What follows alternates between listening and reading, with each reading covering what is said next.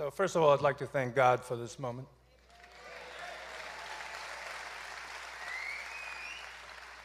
It may not seem like it, but we're living in a privileged time.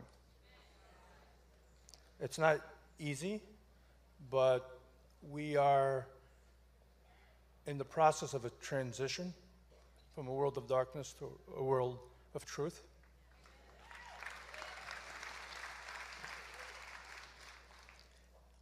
The enemy has revealed itself. And I'd like to, first of all, read you a story. It's called "Do You Believe in Mother?" Some of you might have heard it. In the mother's womb were two babies. One asked the other, "Do you believe in life after delivery?" So the other replied, "Why, of course.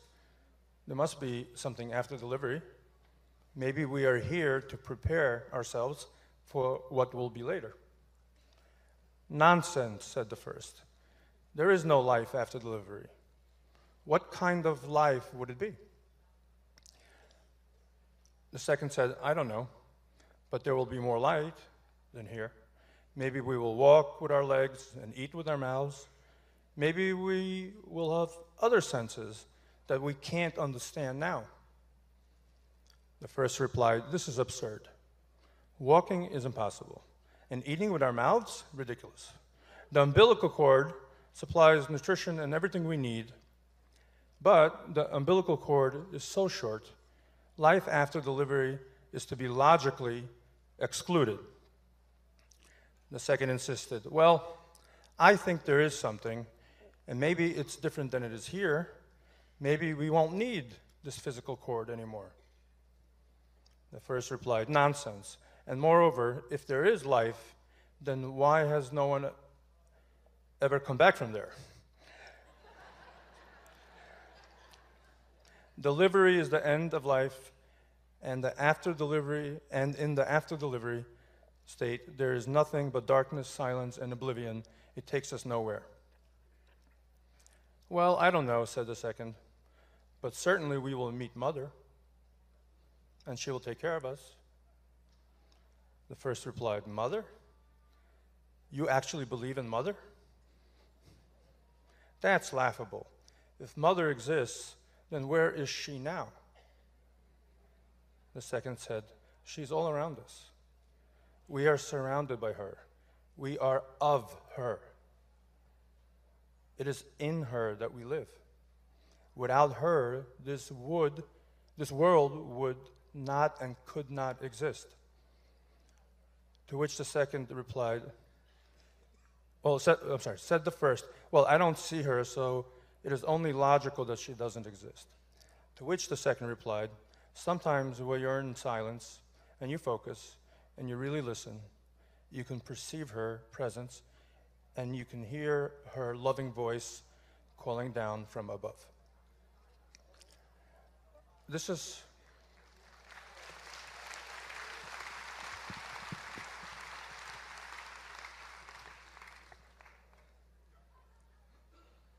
pretty much maps out the conflict that we are living in. There are two forces that have collided, and only one will survive. They're mutually exclusive.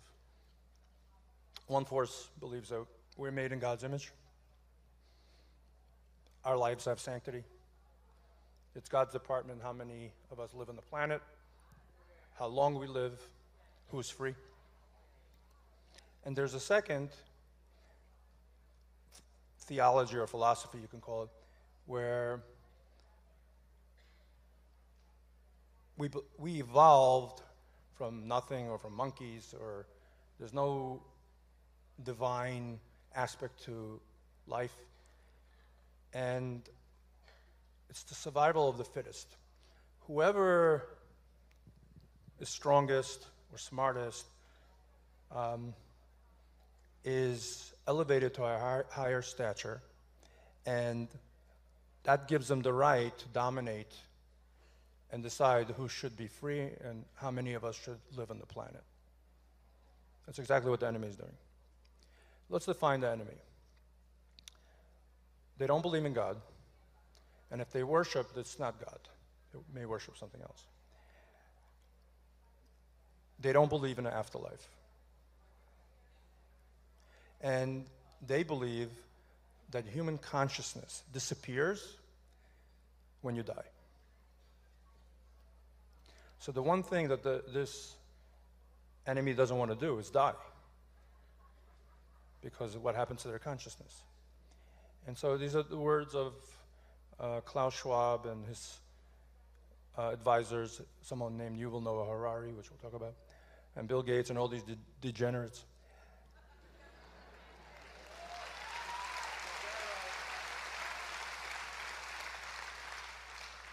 So this is what they've spent their billions and 30 years working on. It may sound like fantasy, but they believe it's true.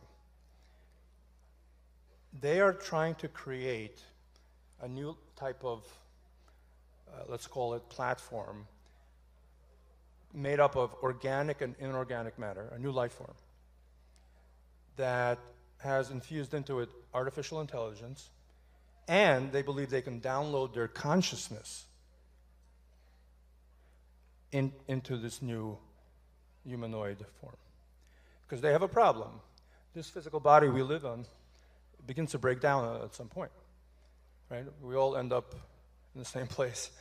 And our souls, I believe, obviously, that we ascend to God and we bask in the glory of the divine. But they are trying to cheat death. They, the enemy, is trying to find immortality because they're afraid of what happens next. Now, if you have that worldview, then you view the rest of humanity in a very interesting way.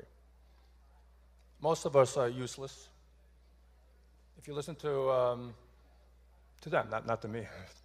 If you listen to Elon Musk, a year ago he debuted his humanoid robots. And if you listen to what he said that these robots will replace 90% of the workforce. And therefore, we need universal basic income. Now, who actually thinks that these degenerates that are actually doing this want to give us free universal income? What that list is extermination list. So their plan, actually, is to eliminate 90% of humanity. These are people that have no problem wasting 6.5 billion people. We're dealing with genocidal sociopaths, megalomaniacs who believe that they're God. So one of he's called the Prophet by Bill Gates, Zuckerberg, Klaus Schwab, and Obama called him, said he was his favorite author on CNN. It's someone named Yuval Noah Harari. Now, this is he's just one man, but he represents a certain ideology. I want you to hear verbatim what he says. I'll just tell you. Humans are hackable animals. If we could hack, we could engineer with intelligent design, but not some God above the clouds intelligent design, but rather our intelligent design. For we are now gods. There's no such thing as free will. There's no such thing as a soul. And COVID-19 crisis will mark an inflection point in history when surveillance was digitized and went under the skin. These are not my words. This is someone who speaks at the World Economic Forum almost every year to world leaders.